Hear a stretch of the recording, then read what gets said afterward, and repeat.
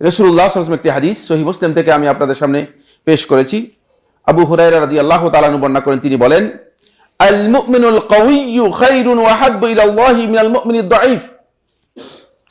আল্লাহ রাসূল সাল্লাল্লাহু আলাইহি ওয়াসাল্লাম ইরশাদ করেন, আল মুমিনুল কাওয়ি, শক্তিশালী ঈমানদার ব্যক্তি, যে ঈমানদার শক্তিশালী ঈমানদার, সে হচ্ছে খায়রুন, অতি উত্তম, ওয়া হাব্বু, এবং অতি প্রিয়, ইলাল্লাহি, আল্লাহ তাআলার কাছে, মিনাল মুমিনিদ দাঈফ, দুর্বল ঈমানদার ব্যক্তির থেকে, দুর্বল ঈমানদার ব্যক্তির থেকে।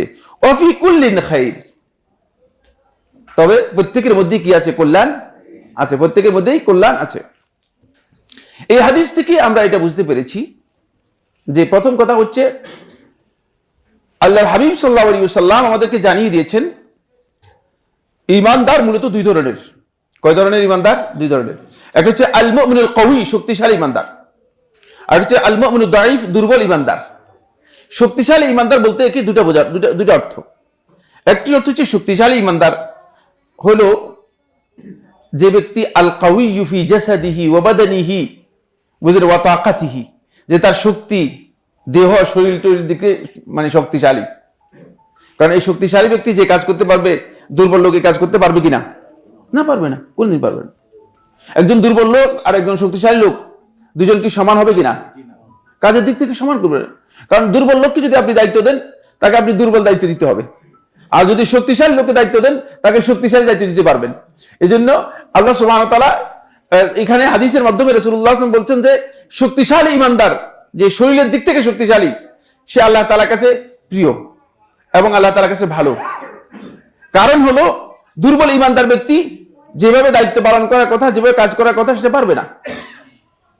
দুর্বল ব্যক্তি ঈমানের ক্ষেত্রে দুর্বল নয়, এটা হচ্ছে দুর্বল ঈমানদার, মানে দুর্বল, শারীরিক দিক থেকে দুর্বল। এটা সত্য কথা, এটা একেবারে সত্য কথা। কোন ব্যক্তি যদি শারীরিক দিক থেকে অসুস্থ হয়, কোন ব্যক্তি যদি শারীরিক দিক থেকে অক্ষম হয়, তাহলে সে আল্লাহ তাআলার ইবাদতও ঠিক মতো করতে পারে না। পারে কিনা?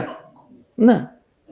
আপনি অসুস্থ ব্যক্তি যার সবসময় উযু নষ্ট হয়ে যায়, সে ব্যক্তি কি সবসময় মানে উযু রাখতে পারবে কিনা? না।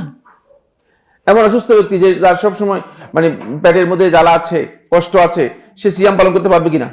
না, ইবাদতও করতে পারবে না। তো দুর্বল ব্যক্তি এই কারণেই আল্লাহ তাআলার কাছে আহাব, অনেক বেশি প্রিয় হবে না, শক্তিশালী ঈমানদারি বেশি হবে। কারণ হলে শরীরের দিক থেকে শক্তিশালী, এটা আল্লাহ তাআলার কাছে কাজ দিতে পারবে বেশি, আল্লাহর আনুগত্য বেশি করতে পারবে, আল্লাহ রাব্বুল আলামিনের ইবাদত বেশি করতে পারবে, নফল ইবাদত বেশি করতে পারবে। আর নফল ইবাদত বেশি করতে পারলেই তো আপনি আল্লাহ তাআলা ভালোবাসা পাবেন, ঠিক না? সুতরাং এই ব্যক্তি বেশি কাজ করতে পারবে, এই জন্য এই ব্যক্তি আল্লাহ তাআলার কাছে বেশি প্রিয়। এটা হলো হাদিসের প্রথম অর্থ। হাদিসের দ্বিতীয় অর্থ হচ্ছে যে শক্তিশালী বলতে এখানে বোঝানো হয়েছে ওই ব্যক্তিকে যে ঈমানের দিক থেকে শক্তিশালী, যার ঈমানটা অনেক বেশি মজবুত। বুঝতে পারলেন? আল কাওয়িয়্যু ঈমানান, ঈমানের দিক থেকে যে ব্যক্তি শক্তিশালী, দেহের দিক থেকে শক্তিশালী নয়।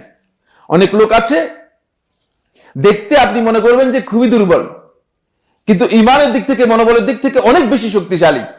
এখানে ওই ব্যক্তিকে বোঝানো হয়েছে, কারণ ঈমান যদি শক্তিশালী হয়, তাহলে সেই ব্যক্তি আল্লাহর বান্দা হিসেবে ঈমানের দাবি পূরণ করতে যত অবিচল থাকবে, যত মুস্তাকিম থাকবে, যত একেবারে অনড় থাকবে।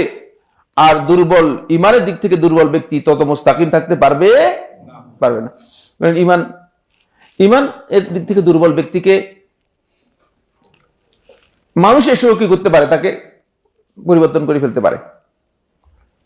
দেখেন না, আমাদের সমাজের মধ্যে আজকে আল্লাহ এবং তার রাসূলের প্রতি ঈমানের ক্ষেত্রে দুর্বল যারা আছে, তাদেরকে এই আলেম এই বক্তব্য দিচ্ছে, এই আলেম এই বক্তব্য দিচ্ছে, এই আলেম এই বক্তব্য দিচ্ছে, এই ধরনের বক্তব্য আছে কিনা? ব্যাপক। যারা আপনারা ইউটিউব, ফেসবুকে যাচ্ছেন, দেখবেন যে আলেমদের বক্তব্য দেখে বুঝতে পারবেন যে হরেক রকমের বক্তব্য। এখন দুর্বল ঈমানদার ব্যক্তি যখন বিভিন্ন ধরনের কথার সম্মুখীন হয়, তখন তার মধ্যে শুবহাত এসে যায়, সন্দেহ এসে যায়। সে মনে করে যে এই দুয়ারিপাড়া তাওহীদ মসজিদে গেলাম, এখানে এরকম শুনলাম, আবার পাশে আরেক মসজিদে গেলাম, সেখানে এরকম শুনলাম। বুঝতে পেরেছেন? তখন তার মধ্যে কনফিউশন তৈরি হয়ে যায়। দুর্বল ঈমানদার ব্যক্তি ঈমানের দুর্বলতার কারণে সে সন্দেহের মধ্যে পড়ে যায়। তখন সেই ব্যক্তি আর নিজের পক্ষ থেকে কোনো ডিসিশন নিতে পারে না, সিদ্ধান্ত নিজের পক্ষ থেকে নিতে পারে না, কারণ সে মনে করে যে আরে এরকম কথা তো এখানেও শুনলাম। ফলে আজকে বিশেষ করে আমাদের যুবকদের মাঝে আমরা এই বিষয়টি লক্ষ্য করতেছি।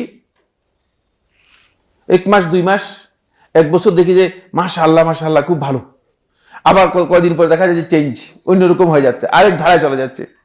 কারণ যুবকদের একটু রক্ত গরম, তো যুবকদের রক্ত কি একটু গরম, এজন্য তারা যখনই ধাক্কা আসে, ধাক্কার সাথে কি হয়, এসে জমাট হয়, একত্রিত হয়।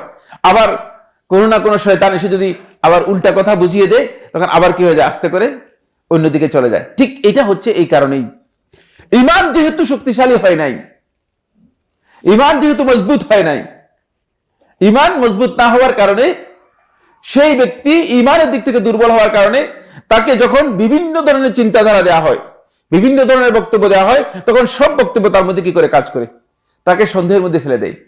এটাও কিন্তু শয়তানের একটি জঘন্যতম দিক। এই কারণেই মূলত রাসূলুল্লাহ সাল্লাল্লাহু আলাইহি ওয়াসাল্লাম বলেছেন যে ঈমানের দিক থেকে দুর্বল ঈমানদার ব্যক্তি মোটামুটি কোনো অংশেই দুর্বল ঈমানদার ব্যক্তি শক্তিশালী ঈমানদার ব্যক্তির উপরে যেতে পারবে না। কারণ হচ্ছে শক্তিশালী ঈমানদার ব্যক্তি শরীরের দিক থেকে শক্তিশালী হলেও ইবাদত করতে পারবে বেশি, আর ঈমানের দিক থেকে শক্তিশালী হলেও কি করতে পারবে, আল্লাহ তাআলার আনুগত্য করতে পারবে বেশি। এই জন্য বলেছেন আল্লাহ তাআলার কাছে শক্তিশালী ঈমানদার ব্যক্তি আল্লাহ তাআলার কাছে সবচেয়ে বেশি প্রিয় এবং সবচেয়ে বেশি আল্লাহ তাআলার কাছে ভালো।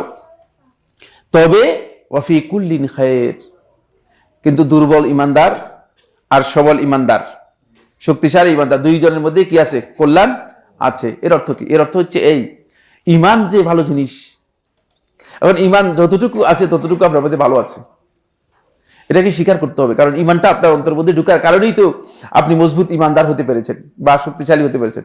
ঈমানটা ঢুকার কারণে তো আপনার ঈমান আছে। এজন্য ঈমানের কারণে দুর্বল ঈমানদার ব্যক্তিও কি ওই ব্যক্তির চেয়ে ভালো যে ব্যক্তি ঈমান আনতে পারে নাই, যে ব্যক্তি ঈমান আনতে পারে নাই।